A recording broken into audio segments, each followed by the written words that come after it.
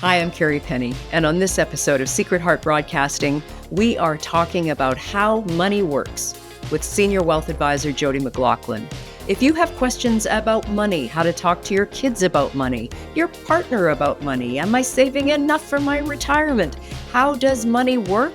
Then this episode is for you. Hello, welcome to Secret Heart Broadcasting. I'm Carrie Penny, and today our episode is all about money. Did your family talk about money? I don't know. Mine didn't. It was forbidden. I know we didn't have a lot of it. My mom was a saver and my dad was a spender, so I got all kinds of messages about money. I knew I left home early and I knew I had to make a living, which I've done for a number of years. I'm kind of the OG gig economy person, in that the last time I worked for someone was, 40 years ago. So I knew that I needed to make money and I knew I had to pay bills, but I never really had a philosophy about money or understood money in a meaningful way. But Jodi McLaughlin has and does. Jodi is a senior wealth advisor with the Susan O'Brien Group Wealth Advisory at Richardson Wealth, and I hope I got that right.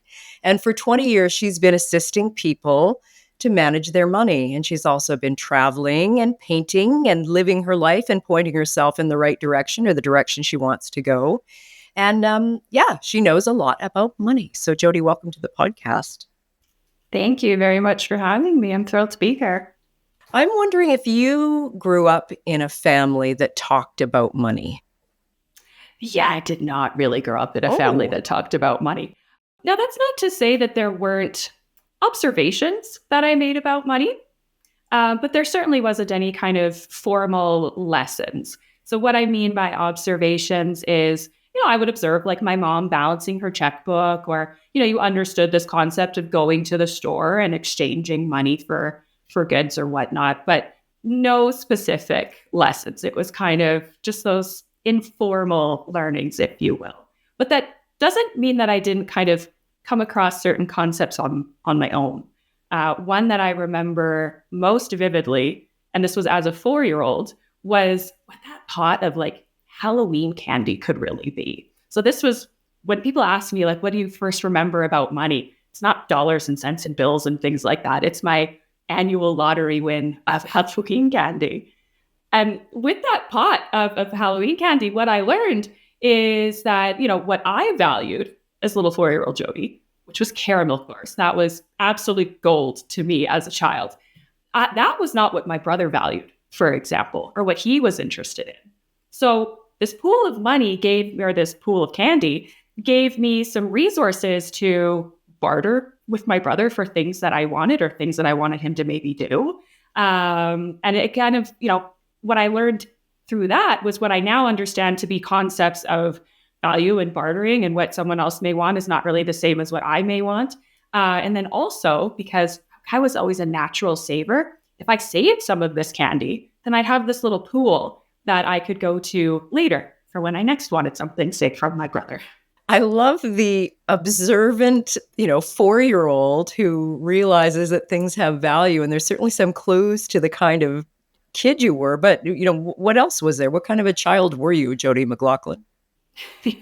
I think I was a pretty well-rounded child, but I certainly had some strong traits. Being really observant was one of them. And where that really helped was because I was also just a ferocious learner. I just wanted to learn as much as I could about everything and anything. And I was so impatient to learn as much as I could. So whether that was, observing behaviors or getting books from the library, or, being a good student in school, like I just wanted to learn everything that I possibly could. Now, those two traits are sometimes great. The impatience part of it, a little less so. But thankfully, I was also a very organized kid, and I did have a natural sort of inclination to planning.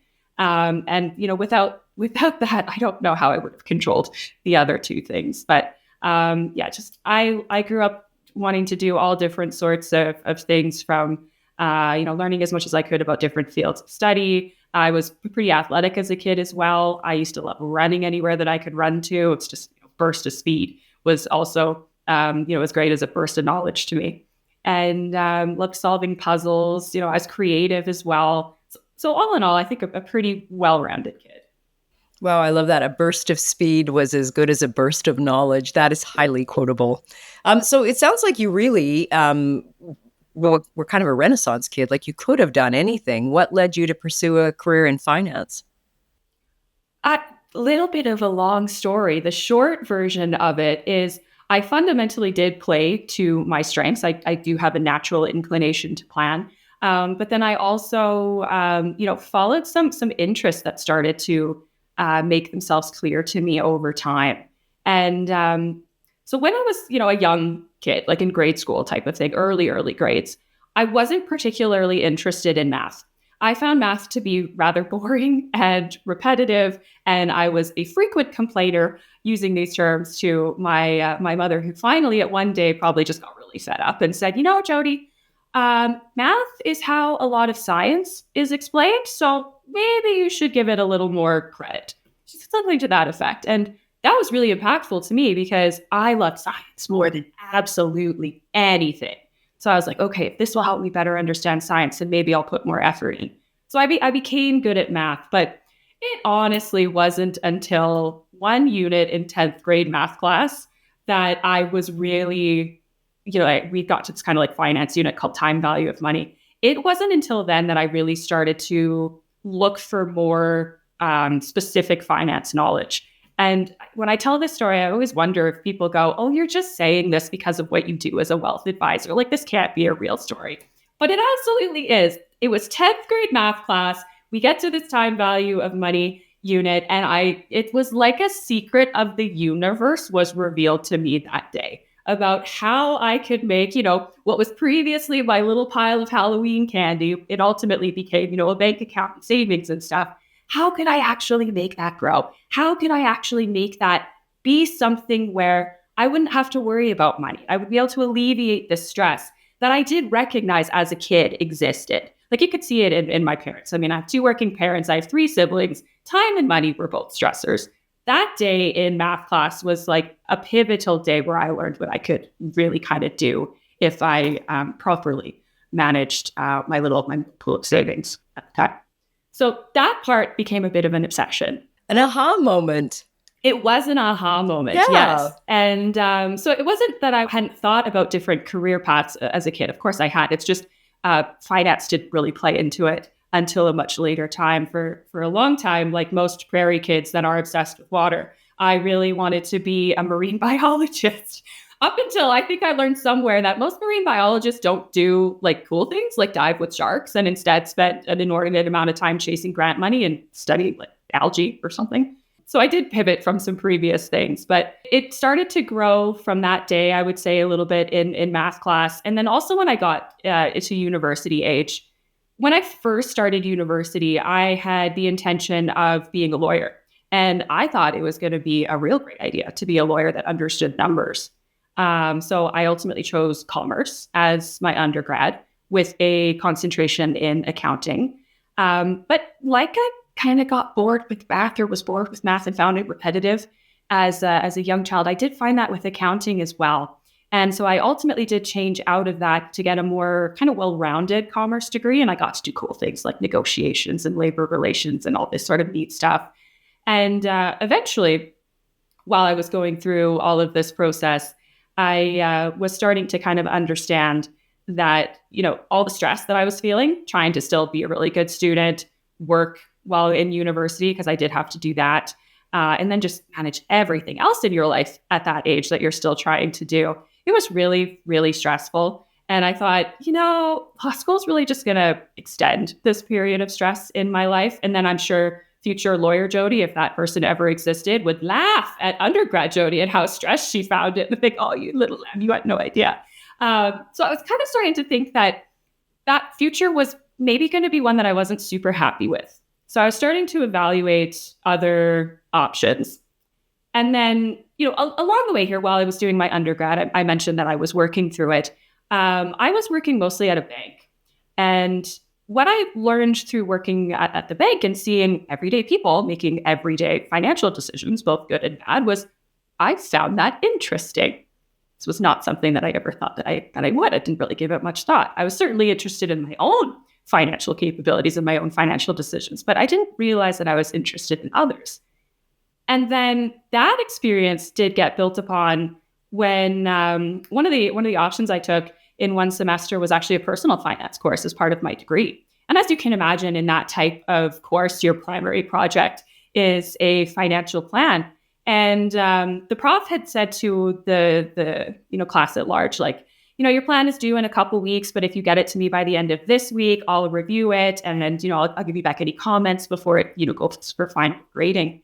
And I thought, well, I can submit it. I was an early bird with coursework and stuff. I never really liked a deadline. I think that relates to that impatient part as well.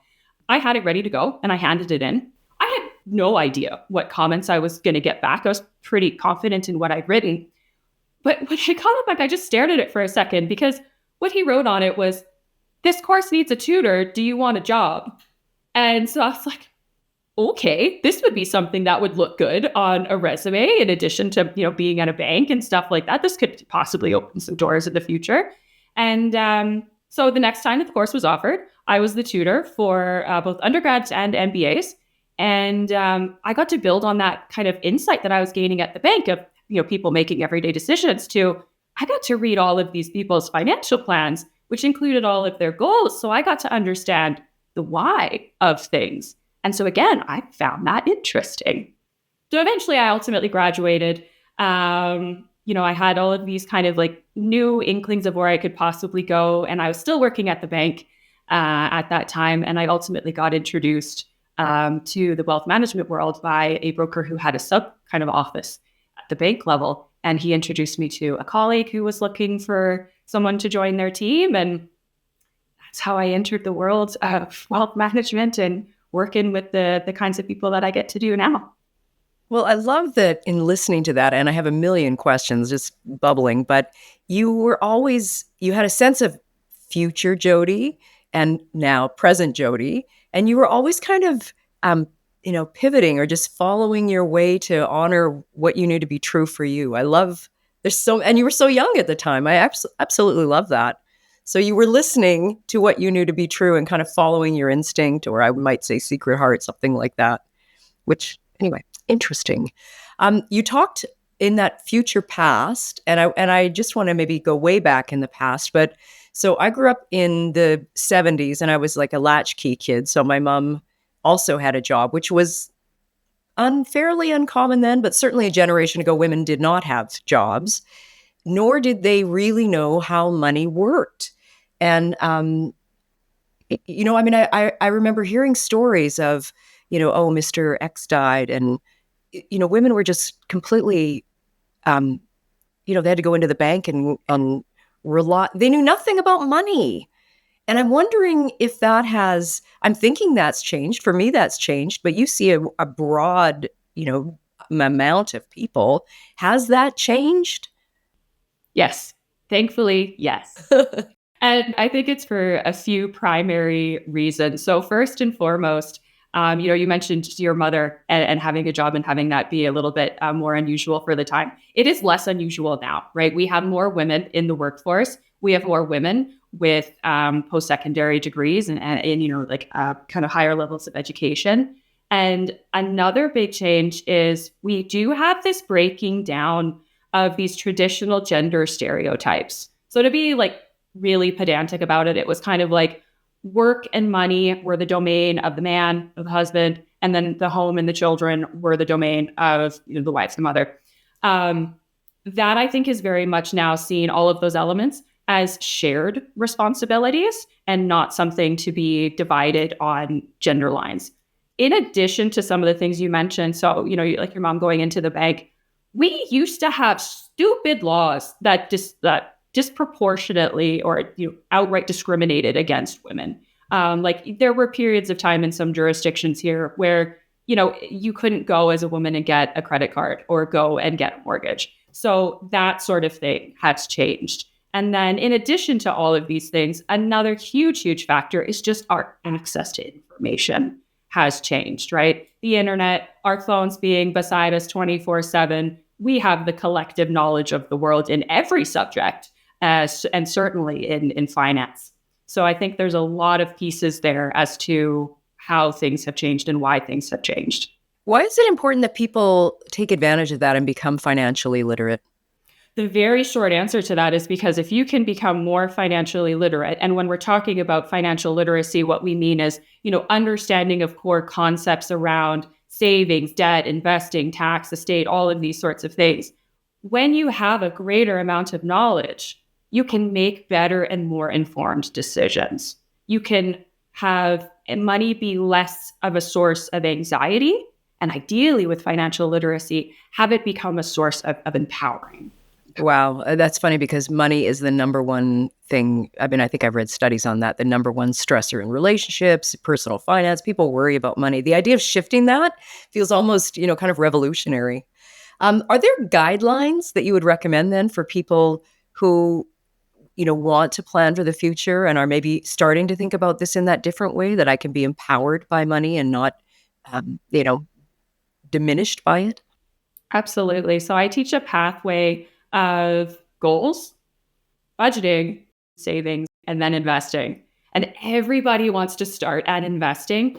And I understand that. It's the fun part. It's the part you hear about. It's like these little, self-made lottery wins that people have. But really the root of it has to be goals. What is it that you are trying to achieve? What is it that you want your life to look like? Who do you want it to include? What do you want to be doing? We often joke in our practice, like, what do you want it to smell like? What do you want it to taste like? But we really do have to emphasize it's the goals, because if you don't understand this vision for your life, if we're not then ascribing purpose to our money, we're going to spend that money without purpose. So it's really, really important to establish what your goals are. Now, I'm not saying that that's necessarily the easiest exercise. It can certainly take time to do, but it's absolutely worth doing because it's really that foundational element from which everything else follows. Mm-hmm. I'm struck by how challenging it is to actually articulate goals.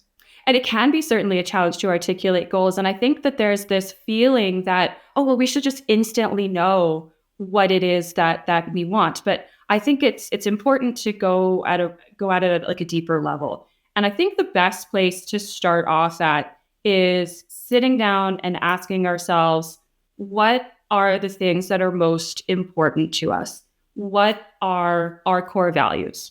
And so those core values can be family, freedom, education, health, independence. They're going to be different for everyone. But I think it's important to understand what those are for you as an individual. There's other methods that people use as well for understanding their goals, such as thinking about the kinds of feelings that they want to have going forward. And so that can be things like peace of mind, or that warm, fuzzy feeling that you get from being able to, say, create wonderful memories with your family and provide them with, neat experiences. There's that kind of like almost daydreamy aspect that is helpful for some people. And then I also think there's some great thought exercises out there. One that a friend of mine years ago spoke to me about that's always stuck with me is it's a thought process about winning the lottery. And how would what you do with lottery win change based on the amount? So maybe it would be you start off with the amount to say, what if you won $1 million? What would you do? What if you won $5 million? What would you do? What if you won 10 or 15 or 20 or whatever the number is? That's a great exercise to see kind of like what comes out of the woodwork, what ekes its way out of these kind of darker, deeper corners of our mind that we don't spend too much time thinking about, but that maybe once we understand our values, we understand where those came from a bit more. What about wants and needs? And I know I am so guilty of that. I am a very, I have trouble with that. My husband is more studied. I am very impulsive. So wants and needs, it's such a big thing. Like most people see this as kind of a line item or a category, I should say, in the budget, which is the next part of the goals, budgeting, savings, investing time frame or timeline. And, needs versus wants, let's just kind of define what they are. So the needs is really, what are the things that you need to live? Well, you need, some place to live. So maybe, the corresponding mortgage, rent kind of expenses go along with that. You need to eat, you need to get around, you need childcare, you need all these sorts of things. And then there's the wants, which is, the fun stuff, there's the going out, there's the travel, there's the concerts, whatever it is for, you as a person. And it's incredibly easy to conflate the needs and the wants. And let's face it, we as people, we are master rationalizers. This is why when I talked about goals being first and, ascribing some purpose, it can help get through these impulses that we might have. But it really is super common. I mean, I see it most frequently in two main categories. Convenience with food. So, you got to eat, but it doesn't mean that it always has to come from a restaurant. And with vehicles, I see it a lot with people purchasing cars because they need a vehicle to get around. But that sometimes ends up being the $80,000 SUVs with all the bells and whistles and the big debt load, that's not really the need. That's the want. So it's easy to conflate the two. And it does take a certain amount of willpower and of looking at, the goals that you're trying to achieve, ideally the budget that you've created after. And budgeting, I think this is a good thing to talk about. It doesn't need to be this negative thing. I don't think it needs to be seen as this boring spreadsheet or chart that I have to look at periodically that doesn't let me have any fun. I think it can actually be quite freeing if it's constructed properly, because then you have the satisfaction of planning out where your money is going to go that's in support of, the needs, some wants, because we need some joy in our lives, and, working towards those goals that we talked about. And you can look back and say, on month-to-month basis or quarter-to-quarter basis, whether the spending was bringing you value, and you can evaluate if maybe something has changed for you personally. So it's a very powerful exercise that I think people really underestimate because they're stuck in that mindset of, well, this is just going to control how I'm going to spend and I'm not going to do anything fun. Doesn't need to be. Do you want to talk about how to make a budget fun? In terms of how to make a budget fun. Can it be fun?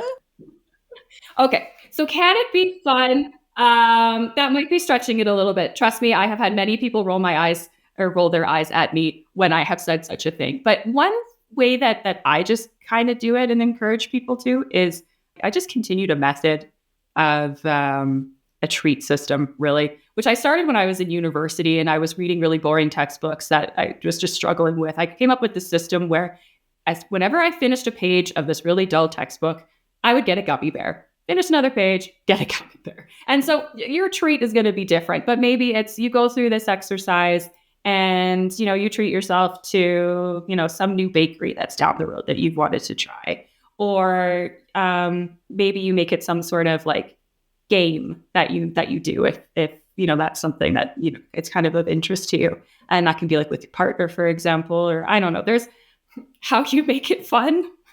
That's very dependent on the person and your definition. But I think whatever way you can get yourself to do this on a regular basis, you got to figure out some way to do it because it is really powerful. Some people might be motivated by caramel bars from Halloween. There you go. See, treat system. Like it does work. It sounds silly, but I've been using it for years. It does work.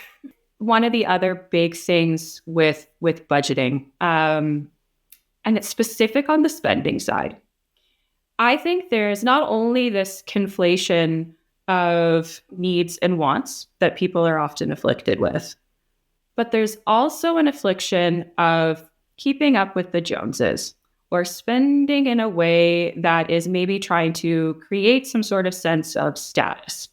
And that can be so problematic in many, many, many ways. And it doesn't even need to be something that enters into our psyches, because what we should really be focusing on is those goals. What is it that we want from our lives? What is it that we want the future to look like? That exercise, that's not a group exercise. It does not matter what someone else would do. It doesn't matter if they made a different choice about, a home or whatever. This is specific to you, what it is that you want, other people's expectations, what you think other people's expectations might be, what other people think or feel. None of that matters. It is at most, it's an exercise involving a partner if your future involves partner. But the rest of it out there, what a friend would do, what a family member would do, what you see someone on social media doing, that polished little snapshot of people's lives that we're always seeing, coupled with that pervasive consumerism.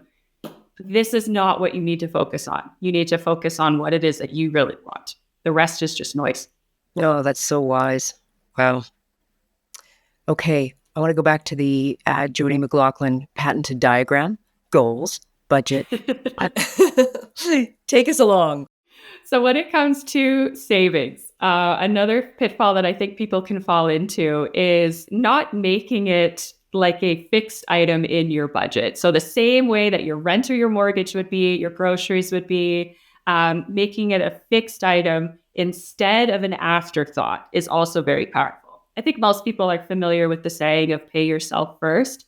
Why that is also really important is it's habit forming. Our habits can be really, really powerful over time. So if we can add into our budget specifically about savings, then whenever we have any money left over at the end, it really is a surplus. And you can decide what you want to do from there. And you can decide that on a guilt-free basis. So the savings part's really important. And I do think there's some universal priorities.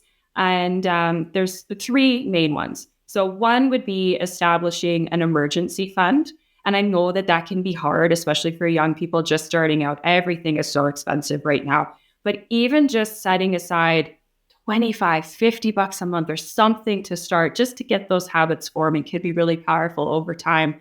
And ideally, what you'd like to get with this emergency fund is this pool of 3 to 6 months worth of expenses so that if you do lose a job or you have an expensive car repair, you have funds available to get you through that period or that expense without taking on debt.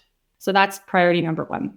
Priority number two is if you are fortunate enough to have a workplace savings plan that has some matching component, the best money in the world is free money. So that is the absolute thing to start saving towards if you have this potential to get some of this free money from your employer. That I think is a big, big savings priority. And then within the savings field here, this is actually when I also talk about debt, because paying down high interest debt is also a priority. And we do have, unfortunately, and this is part and parcel with our heavily consumerist society, but also for some structural reasons, we do have an awful lot of debt that people tend to be carrying. So debt management is a very, very important skill to learn as a part of overall financial management. When to use debt, how to use debt, how to avoid the pitfalls of getting into debt. All very, very important things for our financial well-being. Mm-hmm. When you were speaking about savings, it reminded me, and I know this won't apply to everyone, but I mentioned at the beginning that I've been basically self-employed for most of my career. And, I started companies later on, but that idea of saving for taxes, because when you're self-employed, there's no employer taking off taxes. Like you will get a bill at the end of the year. And I have seen so many entrepreneurs utterly unprepared for paying taxes. And anyway, I guess that's a cautionary tale that I've observed. But yeah, the savings piece is almost non-negotiable. And certainly if you're an entrepreneur. Oh, absolutely. If you're an entrepreneur or if you have, very kind of variable income where it moves around a lot, that emergency fund that we were talking about, maybe that's not 3 to 6 months, maybe that's 6 to 12 months, right? So there are certainly things that are going to change from person to person, but absolutely. Taxes is very much one of those fixed expenses. The CRA is not going to go away. They're going to collect their taxes. So that is something that needs to be planned for. Mm-hmm. And you talked about consumer debt, which is another thing I see a lot of younger people getting their first credit card and approaching that as free money. Yes. And for this, I blame a couple of things. Not only that we don't really teach young people how to manage debt, but then we also, I think, sometimes put a little too much credence in the creditors and the banks that are saying, yeah, you can have this credit card. Or on a bigger level, because I see this too beyond credit cards, yeah, you can afford this car or you can afford this house. These limits that these institutions come up with, they are based on a very, very, very tiny snapshot of a person's financial life. They don't take into account anything beyond a few little data points. And it really should not be construed, these amounts that they say you qualify for, it really should not be construed as some sort of endorsement to spend this amount, or that it wouldn't be a problem in your budget to spend this amount. I somewhat crassly say the banks are not your friends. And I feel like I get to say this having worked for a bank and for a bank-owned firm for a long time. These are institutions these are businesses. They are profit-seeking businesses. That is what they are there for. They have sales goals. They have targets. They're not your friends. So again, it needs to be, what is it that you really want? Credit used wisely can be a very good thing, and people should build a credit score and things like that. But you can do that with a $500 credit card. It doesn't need to be a $5,000 credit card that you use to 80% utilization all the time, or 100% and only make minimum payments on. Yeah, I love that, because it's coming back again to that first piece around your own personal knowledge of how you want to live your life, your own goals for your own life. Everything so much of what I talk about is rooted in goals. And sometimes I wonder if people get tired of hearing me talk about goals, but it's so important to everything. Well, and we sometimes separate money from life, right? Like somehow money is, or we attribute money to be good or bad when money is, I say money is energy, right? So, keep some energy spinning, but it's your life. It's your one life. You get to choose how you want to feel about your life, and things will happen, of course. Things always happen, especially as you get older. But I love this idea of saying, oh, you know what? I don't want that fancy car, or no, my priority is this. It takes some courage to be able to do that too, right? Because we face so many different forces from outside of our own lives to spend or do this thing that your friend or family is doing or that they think you should be doing or whatnot. But it's incredibly liberating when you can say, you know what, that's great for you and I hope you love doing it, but that's not for me. I'm working for this. It's certainly one of those things that takes a bit of courage for some people, but it is very, very liberating. And, when it comes to our money, you mentioned it as, money being energy. I think that's a great way to describe it. I often describe it as a tool that's just used to create the life that you want, emphasis on you. And it's something that we can all learn. And then that converts that, money from a source of anxiety to being more a source of empowerment. Okay, I want to talk about investing because, as you mentioned at the beginning, that is certainly, for me, the sexiest thing, right? You always hear about, when I was young, it was like, oh, we live in Alberta, the Alberta Stock Exchange at the time. Oh, someone made a fortune on, the sizzle of that, the easy way, I heard a great tip. And figuring out even how to, now it's so much easier. You can do it online with your bank, but there's something about investing, and maybe because it's like the basis of capitalism, but this, I know a guy who made a fortune, who got lucky, right? It's a version of the lottery in a very, with no understanding about investing. You know what I mean? It's like, oh, I want to just chase that. I want to chase that high. Maybe I'll get lucky on a penny stock, which is not really what investing is, right? Tell me I'm wrong. Oh, it's absolutely not what investing is. No, there's an element of luck for sure with some of these cases. Okay. But for all of these cases that you hear, there's millions that didn't work out that way. And the chasing the highs, the trying to get cute about, timing and things like that, what it fundamentally ends up in is a case where most people are not getting ahead. There's been numerous studies over the years about the most successful investors. And the most successful investors, there's actually been some studies where it says that it's the accounts of people who have passed away or accounts that have been long forgotten from leaving one employer to go to another. And the real message here is investing and creating wealth over time. It takes time. It really does. You need time for that eighth wonder of the world, compound interest, to do its things for you. So there's an element here of everybody likes the fun and the sizzle. The best thing that you can learn is to be patient, to be diligent, to not get caught up in all of these fantastical stories that make you kind of think like, oh, maybe the lottery isn't such a far-fetched idea. Maybe I could recreate this. There's so many follies related to that line of thinking. And it's this behavioral side is incredibly powerful. Like, we're talking about personal finance, and I always talk about it as, yes, there's the finance part, there's the numbers part of it, but there's also the personal part, the behaviors. And there's one book in our practice at the Susan O'Brien Group that we mentioned, or that we give to clients. And it is called The Psychology of Money by Morgan Housel. It is all about behaviors, and it's full of stories like what you described and memorable little anecdotes and the associated lessons to take away from it, which is, in some cases, like, you don't know what game they're playing. This is not necessarily something that you can create, and you are doing yourself a disservice by even trying.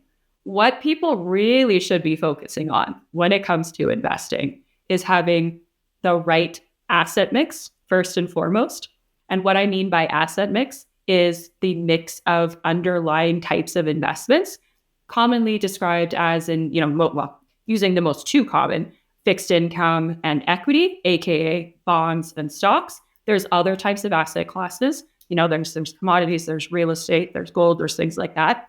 But the reason why asset mix is so important is it is the single largest determinant of your returns over time. And by single largest determinant, I mean over 90% of your returns over time are determined just by your underlying asset mix, not the investments underneath it, just that mix of equity, of bonds, of cash, of gold, whatever it might be for you. That is the single most important thing. And it's also something that is just not talked about enough. And it's not really considered. It's always just jumped straight through to what's the actual investment. And unfortunately, then people can sometimes get into a bit of a pickle when that focus on the investment is not linked back to the asset mix, and we're not maybe managing risk properly. We're not maybe managing things overall back to what our goals are. You can see there's this link all the way through back to goals. So I think there's a lot of misunderstanding of what the focus in investing should be, but it really should be on the basics, starting with asset mix. So when do you consider investing? When would you consider investing is when you got those foundational elements down first. There is really no point to going and loading up your online banking platform that's linked to, the brokerage arm or, Wealthsimple or Qtrade or whatever it is that you're doing. There is no sense in you going and trying to, pick individual investments in stocks or things like that when you don't have your fiscal house in order first, when you're not making the payments that you need to make on maybe some debt that you have, when you don't have your budget sorted out and you're not, meeting some of your basic needs or expectations for yourself. And if you're certainly doing this without it being anchored to any sort of goal, it's pretty hard to determine what even the right investment for you would be. What you ultimately choose for investing, there's a big part of it that's related to the goal, the time frame for that goal, if there's any sort of tax need or need for liquidity or something like that. There's so many pieces that you need to understand before you even go and open that app on your phone. One of the questions I was going to ask was about young people coming into the workforce and dealing with their money. And I think, what you just said about always coming back to goals seems to be foundational to this conversation.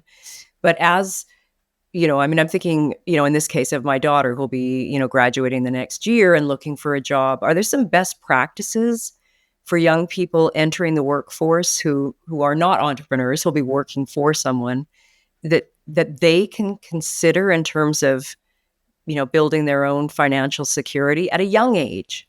I think when you have your first kind of post-university job, post-secondary, whatever that underlying education may be, that is such a prime opportunity to start building in some of these foundational elements in a way that maybe wasn't as real before.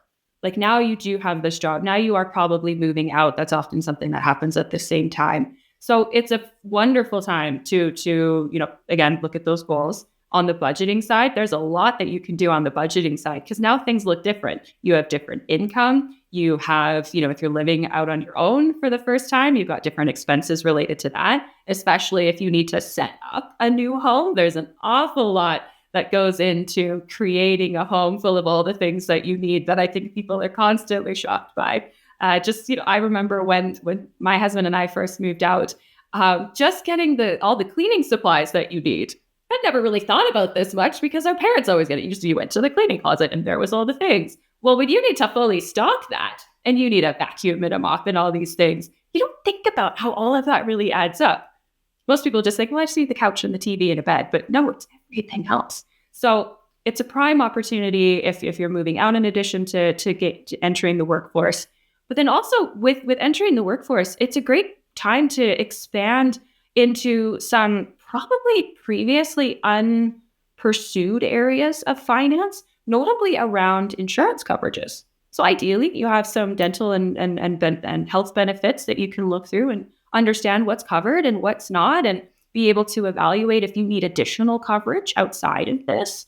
It's probably most people's introduction to things like life insurance, disability insurance, maybe even some critical illness insurance. So it's a great time to look at those different options, understand what those products are, what need they serve, which is an important one when it comes to our overall well-being. These are pieces of our financial picture that help against premature death, perhaps, or an injury or an illness that impacts our ability to work.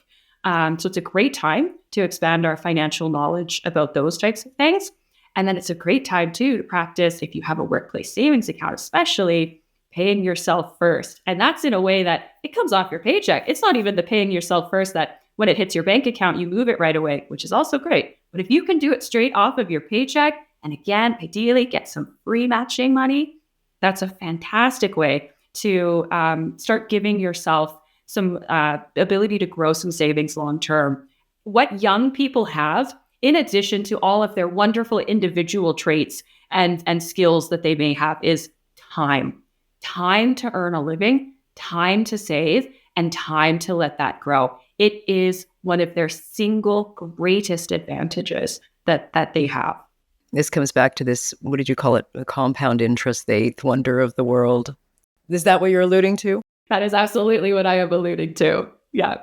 It's incredibly powerful to be able to see those savings grow. And there's so many different calculators and things out there that if people have never heard about it, that they can just Google and start running some numbers through. But it's incredibly powerful to see how even just small amounts over time start to really accumulate. When Chris and I first started saving for retirement, for example, financial independence in the future, we were 18 and we would just start it off at $25 a month.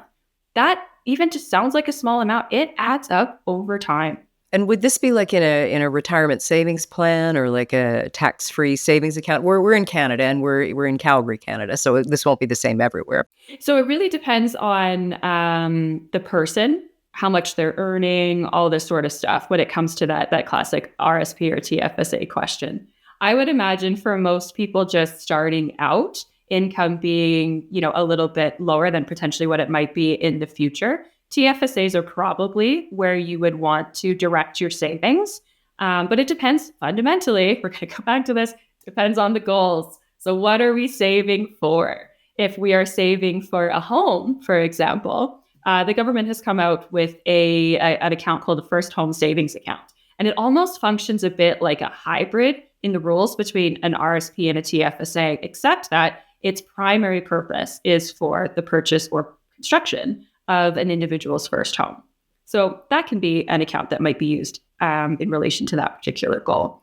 A TFSA can be used for any sort of time frame. There's no deduction that you get from making contributions. Instead, whatever you contribute into it, up to your own personal limits, of course, gets to grow tax-free. If you withdraw it in the future, there's no tax. So it's a very flexible account. Often I find these get used for mixed goals. So maybe it's also some home savings, maybe it's also some longer term savings, really depends on the person. RSPs are fundamentally meant for retirement. It's right there in the name, registered retirement savings plan. It is meant for those future long-term monies that we don't need today. We're not going to try to gain any access to them. There are some programs where you can gain access for lifelong learning and home buying plans as well. It's not really what I like to use those for when we have other options in the First Home Savings Account and the TFSAs. I like to think of that more as that long-term savings money. And so this all, where to save, how much to save, it all comes back to those goals, the time frame, what is it that we're trying to achieve? And then we start to layer on from there, well, how do we then invest these and all that sort of stuff? Speaking about, young people starting out, I'm thinking about, when if you decide to partner with someone. And as you're talking, Jodi, I'm thinking, women, keep your money separate. Is that my trauma speaking, or is that I just think about, again, how I grew up, right? My mom a saver, my dad a spender, their money was joint. It's always been really important to me to make my own money and to make sure I have my own money. And honestly, I don't know, even saying that, is that old fashioned anymore? Is that sexist? I don't know, but I feel very strongly about women keeping and making their own money. What do you think about that? I completely understand it. And I think it's a personal choice, whether you choose to, keep funds separate, or when you have a partner, if you choose to manage them together, either fully or in some sort of way. Each person is going to have to decide what's most comfortable to them. But it's not unusual to hear something like that because, quite frankly, women have faced vulnerabilities around money that men just haven't. And, big pieces of that are women have had more disruption in their careers for typically caregiving, whether that's for their own children or perhaps an aging parent or both at the same time. In some cases, there's still a gender pay gap, right? We have not resolved that issue. So what do you have with these two components just here? You have, lower wages, you have lower participation, often in like workplace savings plans and pension plans. And then you have just that women live longer. So you have vulnerabilities as women that men just don't have. And so it's not unusual to feel this extra need to build that independence, to have independence be one of those core values that drives your decisions. It's totally understandable. I would like to think in the future that we can just have that be something because it's innate to us personally and not for these other issues. But we've got a lot of time, I think, sadly, before we're going to resolve all that. Yeah, that is too bad. I married later in life. And so I was at a place where we were able to have a values conversation. That was one of the first conversations, in fact, were values. Are there things when people are joining households or, attaching their lives to another person that they should be thinking about? I am not a relationship expert. I am not a psychologist. I have no training in any of this. Okay, this is all purely observational, but I've had a lot of time to observe people. And in addition to, you mentioned values in that, and that you had an ability to talk about it. It's beyond just, I think, understanding what your values are and where you have alignment, which is super, super important. I stretch it to include, are you aligned on the big things? So values is part of that. Goals is part of that. How do you communicate is part of that. Like, is one of you kind of a let's talk openly about things? Is one of you kind of avoidant? How, if you can have kids, how are you going to raise your kids, right? Is there any sort of like religious element that you need to speak about? All that sort of stuff. And then especially as it relates to our overall conversation here, how do you think about money? How do you view money? How do you manage money? What are the goals that you're working towards individually? Do you each understand those? And, not just financial goals, but personal goals, it could be related to career, it could be related to interest, whatever. Do you understand what those are? Do you understand what those are for the other person? Are you supportive of that? All of this is this big things that I encourage people to think about when they're, contemplating the future, because these are all big sources of conflict if you don't have alignment. And certainly if you don't talk about these things. It used to be too, certainly in, again, my parents' generation, but you would come together and the idea would be saving for a home, and that would be your biggest asset, really, your biggest financial asset in your whole life. Now I'm hearing that young people are priced out of the housing market. How has that changed? What's possible? Is a home still a good idea? So lots to unpack there. And I know you can do it. Number one, it starts with your goals. And is home ownership important to you? To some people it is, and to some people it's becoming less so. And I would like to think that for the people where it's becoming less so, I would like to believe that that's because they understand in their values that maybe that's just not high up there of having your own space. Maybe you can be happy in kind of all different sorts of spots. I would like to think that it's not because there's this feeling of being priced out. There are admittedly jurisdictions where housing is a massive problem, and affordability overall is a general problem, and availability is overall a general problem. But one thing that I commonly hear, and this is kind of anecdata-ish, so bear with me, but homes seems to have a very specific definition. I never hear of this kind of more classic progression of a property ladder where someone, their first home that they purchase is a condo. And then maybe they move up into like a townhome or a single or like a starter home. And then eventually it becomes the single family home. It very much seems like we are missing all of those other forms of property ownership in a lot of my discussions. So again, not everybody out in the world, but in a lot of mine, it is this idea of a home has to be the single family detached with 3+ bedrooms. It's 1,800 square feet or somewhere north of 2,000 square feet out in the burbs. So I think we have to have an understanding of what does home actually mean? Because these are all things that, going back to some of our previous discussion about what other people might want doesn't necessarily mean that that is what you want or what you need. So you have to have an understanding for yourself. And so we do have that sort of issue. We also just have an issue with letting the builders just build all these types of things. There's certainly some work there about let's bring back some smaller sized homes, some things that are a bit more manageable, because not everybody does always want these big ginormous homes that you need to have the 2 cars at because you're out in the burbs somewhere or whatever. So I think that there's a few different reasons why sometimes people might feel that they could be priced out. But I think one is just expectation and maybe an understanding of, is that expectation actually yours for yourself, or is that kind of society's? And could we make some changes there that maybe makes home ownership more attainable? The other thing is there's lots of different programs that are out there to help make housing more affordable. So we mentioned a couple earlier when we were talking about different savings plans. There's the first home savings plan. There is that part of the RSP that you could use for a down payment on a home. We've had the return to 40 or 30-year mortgages. You've got other sort of incentives like not having to pay tax on new builds and things like that. So there's some pieces there at like the government kind of level that are trying to help. But I don't think there needs to be this idea of, well, we'll never have a home. I just think there's a little bit of recalibrating of what that actually might mean. Yeah, that's good to hear. Okay. I am the mother of a beautiful daughter. And I think one of the ways I have fallen down is I did not give her a really solid money education because I came from not having very much. So I thought, I want to make sure she never feels that want. And I've done her a disservice. And not that she doesn't. I mean, she's living on her own. I mean, she's managing fine. But I think in hindsight, I would have wanted to talk to her more about money in a very real way and didn't. How do parents do that? There's so many ways that parents can introduce learnings about money, and it can be in some ways that you might not even expect.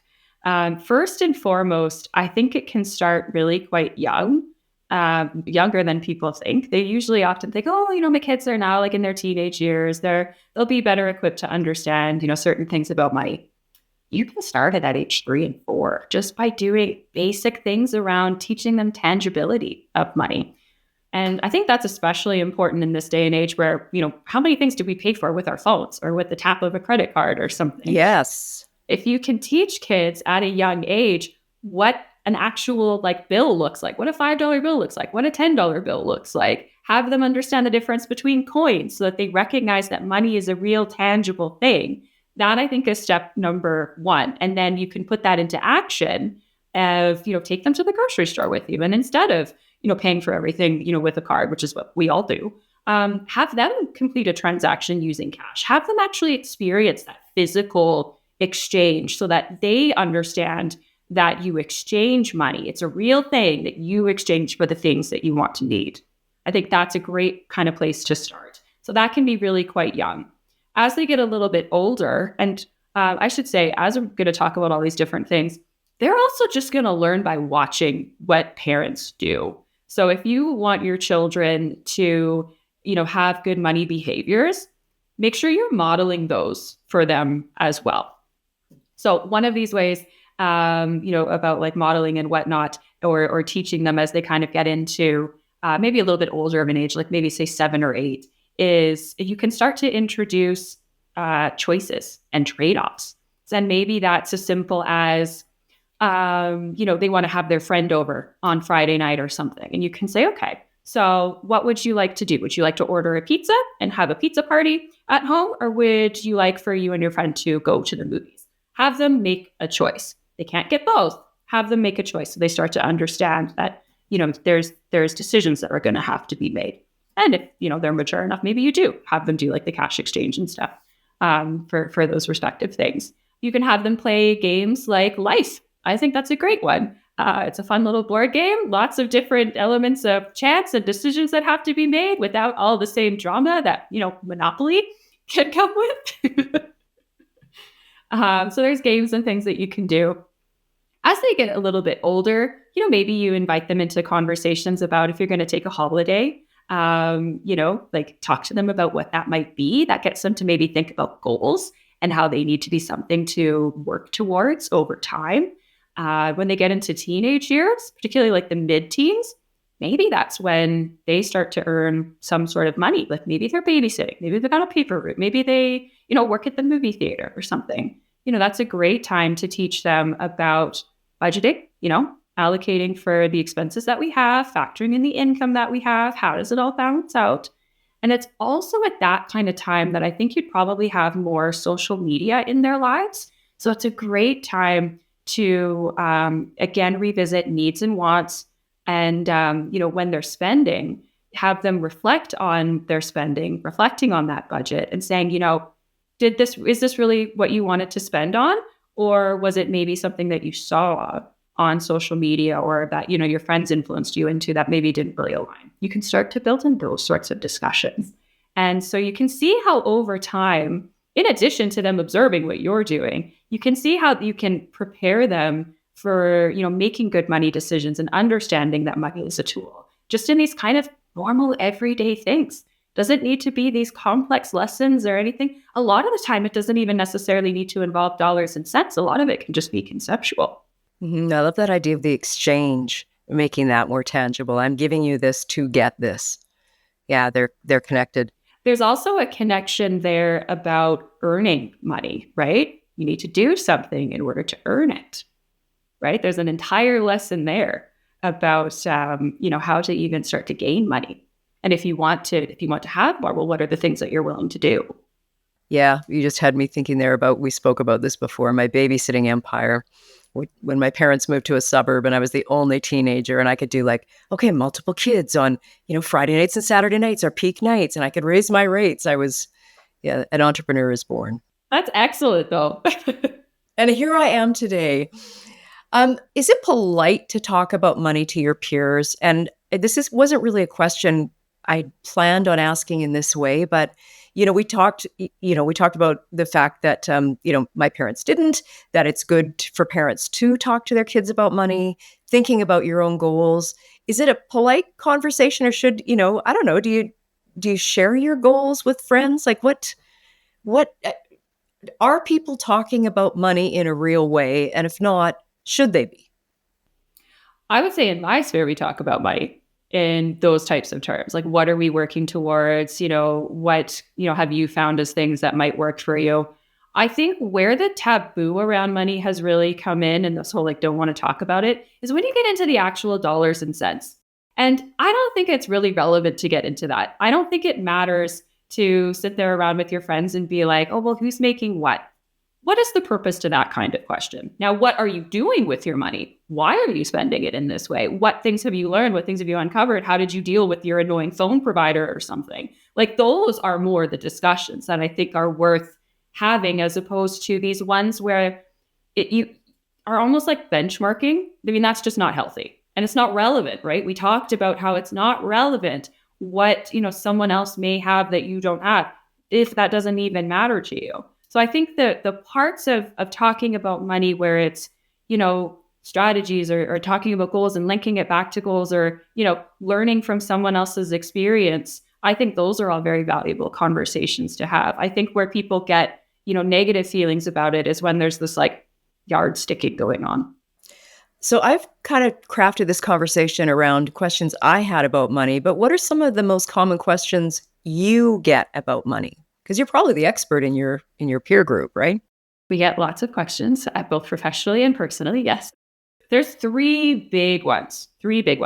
The very first being, someone who might be struggling to save or, accumulating some debt. Like how do I get back on track? And it's really just going back to basics. It's going back to the goals. It's going back to the budget. It's going back to saying, where is your money going? Is it bringing you value? And is there something that needs to be changed? And that thing that needs to be changed, there's only so much cutting that one can do in a budget, both practically and for our own, well-being. So maybe it needs to look at, is there other ways to earn income? Or is there a stressor in our lives that we need to work on? Kind of removing? Is it a poor habit that maybe we recognize here through asking this question that we're getting into, and we just need someone to be like, yeah, you really need to stop that. Here's how you might want to get around that. So that's a big one. It's just the struggle to kind of save. So there's lots of different things that can ultimately be solutions there. But first, it's kind of understanding like, well, how did you get into this? Where's the money going? The second one, which I think is probably the quintessential personal finance question, is, should I pay down my mortgage or should I invest more? And I think the answer is always do both. Those are two. Paying down the mortgage, there's certainly this element of, wanting freedom from that bank loan, wanting the security and the knowledge that you own your own home outright and you can do whatever it is that you please with it. That is very, very powerful. But that compound growth, the time value of money over time, also very powerful. I don't find that anyone can ever kind of neatly silo themselves into one or the other. So I always respond with do both. There is one exception where people can neatly silo themselves into particularly the mortgage side of it. And that's when they have a very high interest rate on their mortgage. Then that compound interest over time, that becomes a little bit harder to math their way through, or it just simply bothers them to a point. There are people who are very, very, very, very debt averse. And for those select few people, the mortgage is a source of stress. It's a preoccupation that they think about all the time. So then it almost becomes like a mental health decision of paying out the mortgage first. But for the vast, vast majority of people, my answer is do both on that particular question. And then the last question that I get, which is specific to investing, and talking about, things like timing with investing, which is a terrible idea.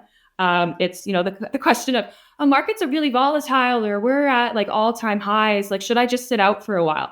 And the answer is unequivocally no.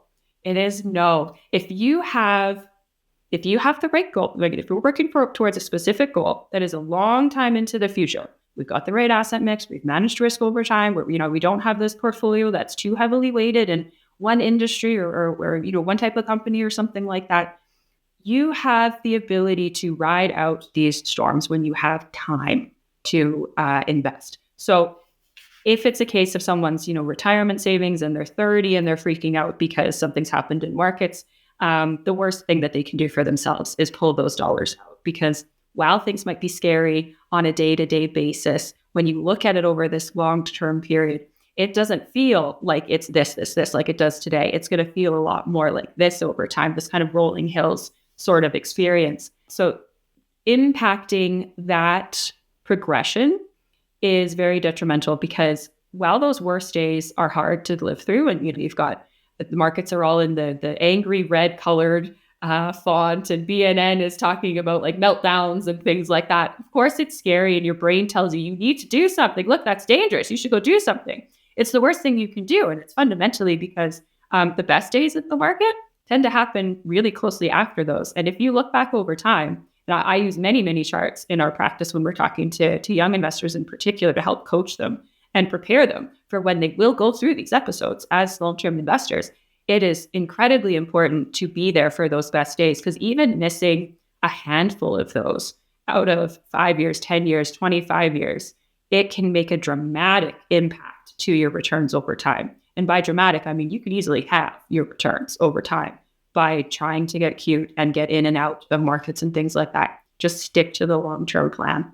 Now, one exception to this is, again, kind of more mental health related, which is and this is, again, rare. I've really only had this twice in my career. It's someone where they are actually like losing sleep. they are having physical manifestations of their stress. It is something they're thinking about constantly. In those very, very rare occasions, that is when we might make a change, but only after we uncover what has changed related to the goal, what has changed in relation to this person's risk tolerance. There's an awful lot of work that goes into anything before any sort of action is taken. But it's really, really rare that we would ever have the answer to this question be like, yeah, let's make a change. The best thing you can do for yourself, particularly as a long-time investor, is give it time. And manage your fear. And manage your fear. That's just, investing does take courage. It does. It's not always the easiest thing, but you have to, and if you need coaching and things with that sort of stuff, and you work with an advisor, that's part of their job to help you through this and to show you how, managing those fears is something that is a necessary item to work on, because you can kneecap yourself in a really dramatic way if you let those fears take over what you actually should be doing. Again, this is a great thing to go back to behaviors overall and talk about and say that Psychology of Money book, it's a great one. Well, and I think also, learning from people who have been doing it longer, right? Like, I mean, you must have had mentors in your career. I think for me, that's been huge. It must be the same for you. Do you want to talk about the role of mentoring? Oh, I think mentoring in any career is incredibly important, and especially women mentoring women, because there's the professional side of it and like the technical side of it, but then there's also the personal side of it, and there's so many different diverse experiences that we have as women that are not always the same as what you might have from men, for example. And so I've had the good fortune of having a female advisor as a mentor in my career, and there are fewer than, I believe it's like 12% of advisors who lead teams are female. And then even underlying that, when you add in associate advisors and people like that, it's less than 25% of advisors are women. So it's really important, I think, for women to mentor women. And the biggest reasons that come to mind for me, and there's other ones that we could get into, of like connections and opportunities and things like that. I think fundamentally it's around confidence and becoming stronger advocates for ourselves. I think women were much more prone to undervalue our skills and to second guess ourselves and to maybe not be as like loud at the table as we should be, or maybe feel like, well, maybe this table isn't really for us. I think when you have someone in that mentorship role, you can see their success. You can see how representation has made a difference in their career. I think that can be really, really empowering. So lots of benefits to mentoring. But I think those are the two really big ones that I have experienced personally. And yes, I think if you have someone in your life that you can mentor and be that person for, that's phenomenal. Or someone in your sphere that you want to learn from. I mean, and if you're already not, you want to approach them, I think you should. They would probably also enjoy sharing their knowledge. I know Susan O'Brien, who's been my mentor, she's always been a really strong advocate for learning from each other, sharing our experiences, lifting each other up so that everyone can benefit and be better. And she's done that at pretty much every level, from, board work that she does outside of the practice to our own like office and corporate environment. And then also just on our own individual team, like mentoring and sharing of knowledge is just a foundational element in our team structure. That's been really powerful for all of us. I'm a huge believer in that kind of knowledge sharing, right, from person to person. And I loved what you said about approaching someone to be a mentor if you're younger. And I think also, older, of my vintage, might be actually, open to mentoring people, not forcing myself on them, but that idea of knowledge sharing, because, it's important and people at any age are relevant. Absolutely. Everybody has experiences and knowledge and all of these different, like even just, the things that they do in their spare time, like that can be inspiring. And there's so many things that we can learn from each other. And sometimes it just takes opening that door or letting people know that you're open to this. That can make a big difference in someone's life.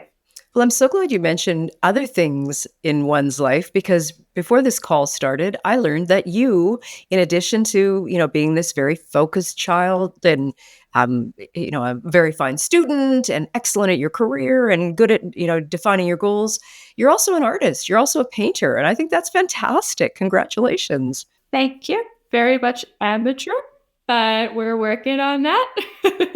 But I love because I think there's a misconception that you can be, left-brained or right-brained, and being whole-brained is this sort of rare, thing that happens among human unicorns, when in fact, we are all whole-brained. We are all creative and left-brained and right-brained. I love that. What does painting give you? It's a way to get out of my head mostly. So, I mean, I do have, obviously, in the kind of work that I do, there's an awful lot of knowledge that goes into it. There's an incredible diversity of skills that you employ every day, all day. And while I love that, it is nice to be able to give that side that, if we want to use this left brain, right brain side, which I don't really ascribe to it either, but there is this part of my brain that gets, I think, worked a lot more than the other. And there's this other component that, I think is really important, that creative side, that, a bit calmer, a bit more experimental side. I always joke with people, like, it's the creative side because you don't necessarily want to be creative in finance and accounting and money and things like that, because everybody has those horrible stories that they know of. But I think it is important to have these outlets. And it's going to be different for everyone. And painting isn't my only one. I mean, I also am a big avid reader of fantasy and escaping into other worlds. I think it's important to have these things, whatever they might be, that refill our cup, so to speak, that rejuvenate us. I think when we work to include these and make it purposeful, the outcome of that is the other things in our lives, our work, our relationships. We're going to be better at all of them because we've done these things that are restorative for ourselves. Yeah, for me, it's nature. Just even as you're speaking, Jodi, I'm feeling, oh yeah, don't forget to ground into the earth. Don't forget to be rooted before you, head off into your head. You mentioned you were a great reader. And one of the questions I like to ask people is, books they love, what they're reading. Maybe you've got podcasts you listen to. Share your knowledge, Jodi McLaughlin. Gonna plug this one again.